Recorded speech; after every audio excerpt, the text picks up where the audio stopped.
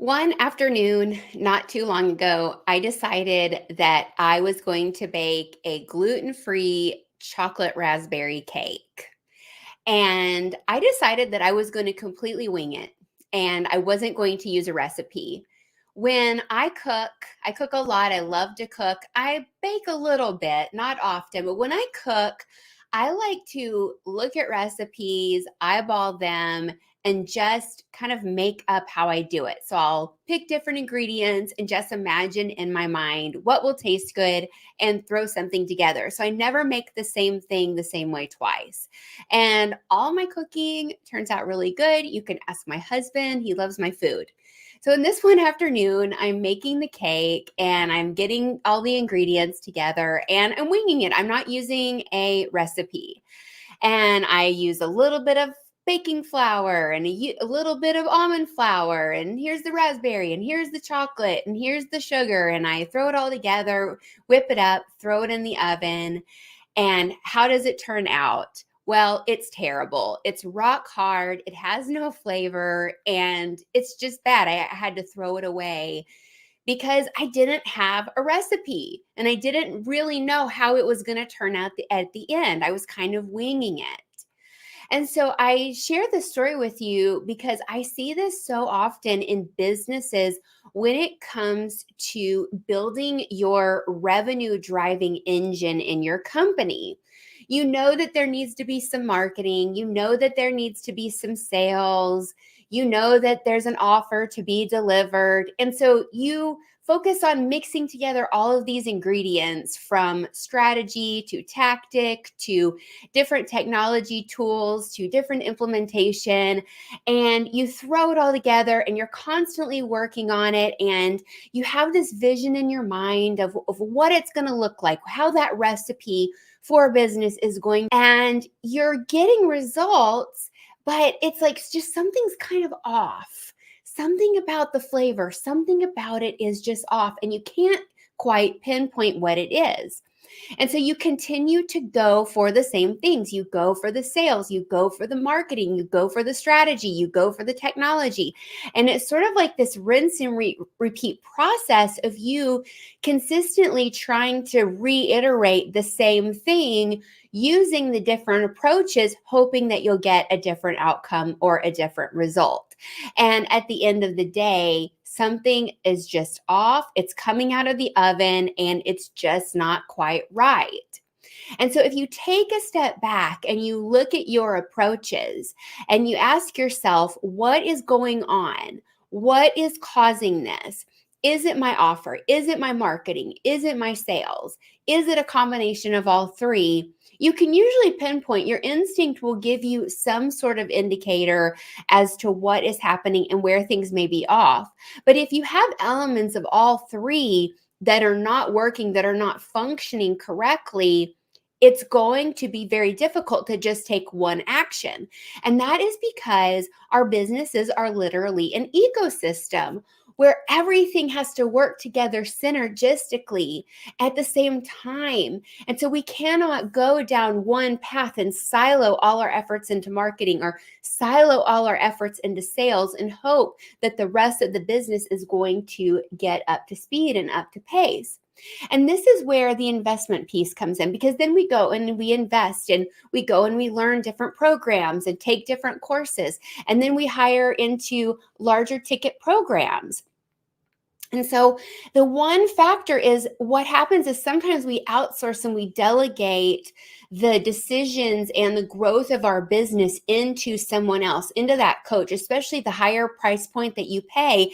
It's like, here, you're the expert. You have all the information. Just give it to me. I trust you. And I'll just take whatever you give me and I'm going to go apply it because like I trust you more than I trust myself. We unconsciously say that to ourselves. Let me go apply it. And then what ends up happening is now we've got this recipe that something was kind of off. And now it's like really starting to taste off. It's really, really starting to taste off. Now we have these businesses over here that don't go through this. We have these businesses that over time, their strategy has evolved. Over time, they're doing things differently. Over time, they're making incremental changes into the business and how it's working, and they're getting better and better and better results because they've dialed in on one key factor that most businesses overlook. And it's putting your client and your customer at the heart of every decision inside of your business, from marketing to sales to operations, everything. I found that a lot of businesses are self-focused. We have personal brands. It's all about me. It's all about my genius. It's all about what I do and how I think my client or my customer wants to experience the transformation based on my passion for what I do. And that's where opportunity is lost. And that is why that recipe isn't tasting so great. That's why every time you go launch a program, you're hitting the cap of how many seats you can sell. That's why you keep repeating the same problems in your business over and over again. You launch a program, you fill it, and then you have certain results, clients, you have attrition, you have people that don't get the result. You try and reinvent the program. You put XY different Z modules in place, new workbooks, new service delivery, new coaching hours, all the things. You put new things into place, and then you go and you launch it and you get people in, and it's like, ooh, same problem again. What's going on? And you think that it's like your knowledge and your learning better marketing or learning how to make a better offer and having better fulfillment or better modules or better slide decks and workbooks, that's going to make the difference. It's like in the service delivery. But over here, when we say, well, actually, it's what my client wants, and it's actually how they want to experience the transformation and what they want to become. And it's not just me like slapping some copy on a landing page and making a series of posts and a series of videos to really capture their attention and get them to buy. It's so much more than that. And that is what is constantly being sold online right now, is the marketing and the sales, and have an offer, that 6 modules and videos and blah, blah, blah, blah, blah. And yes, it needs to have a transformation, but the intentionality around crafting the whole step-by-step journey and doing it in a way that's client and customer focused, and doing it in a way that ensures the transformation that the client wants to get, is missed. And this is where your golden opportunity is. This is actually where you stop having to spread yourself thin and go wide and go from the marketing and sales and fulfillment hamster wheel to the marketing, sales, and fulfillment ecosystem that's strong, that's rooted, that's grounded, that's sustainable, that's scalable, that you can grow from. And what's most important is that your clients and customers are happy, they're loyal to your business, they continue to come back and get results and get great results and bring their friends. And this is not pie in the sky stuff. This is real, tangible, actionable strategy that you can put inside of your business. It just requires you decide that you're going to get off the hamster wheel and you're going to step into the ecosystem, and that you're going to make those changes because you're committed. Because truly, at the end of the day, why you have this business is, yes, there are goals and there are outcomes and there are things that you want for yourself. But behind it all is a heart of service, is a heart of transformation, is a heart for impact. And so we have to stop listening to the quick fix, the Band-Aid solutions, the slap the copy and throw together the offer and recreate the problem, in that inner voice of recreating the problem over and over again. We have to stop listening to all of that and choose a new path and a new route that's sustainable, that's doable, and that's so much easier and more joyful because you become more confident. You are a more at ease person. You're not having to stay up every night figuring out all these tactics and studying all the things and buying all the courses, because now you're putting your heart and soul into the iteration of constant improvement of the client and customer experience.